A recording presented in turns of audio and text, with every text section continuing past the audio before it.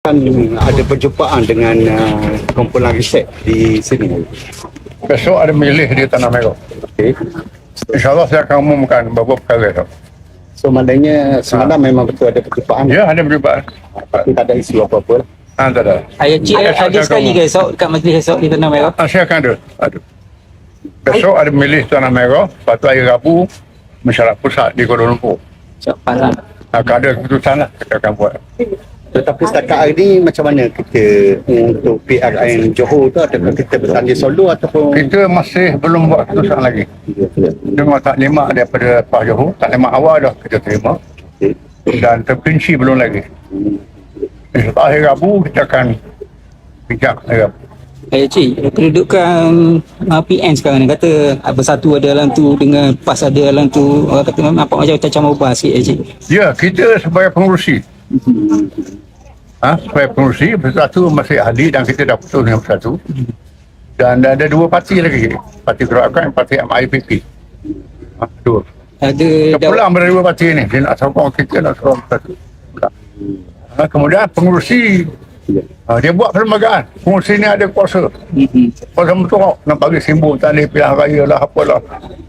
Dia buat macam tu. Nak ikat kita. Dan sebab itulah. Kita nak lepas dekatan tu. Kita pasalah buat begitulah. Ada dakwaan kata PAS nak singkir bersatu cik dalam PN. Ada dakwaan lah kata PAS nak singkir bersatu dalam PN lah. InsyaAllah tunggu kita akan mesyuarat hari Rabu ni. Ada Dan memang kita dah putus hanya bersatu ni, dah putus. Tapi bersama dalam PN, dalam PN. Kita pulang kepada parti-parti rakan lain. Dia perlembagaan dia macam mana cik kalau dalam PN ni kalau nak singkirkan Perlembagaan dia mesti majoriti parti anggota buat keputusan. Maknanya MIP ni gerakkan sekali lah. Kita tengok. Aisyik, bila dah putus dengan bersatu ni, mungkin tak kita akan tarik gerakan riset daripada Hamzah tu untuk join PN sekali ke? Kita akan tengok. Sebab kita nak libatkan orang Melayu Islam selama-lamanya, termasuklah bukan Islam yang agak ekstrim.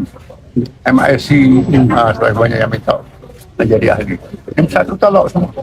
Ada pemimpin bersatu kata bukan bersatu yang sekat kemasukan lain dalam PN.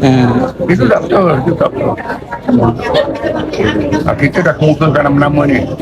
Kita setuju. Saya bersatu tak setuju. Duduk luar je. Termasuk pejuang. Kata pejuang sekali. Termasuk pejuang, termasuk iman, termasuk parti biasa. Okey. Terima kasih termasuk juga. Okey. Terima kasih.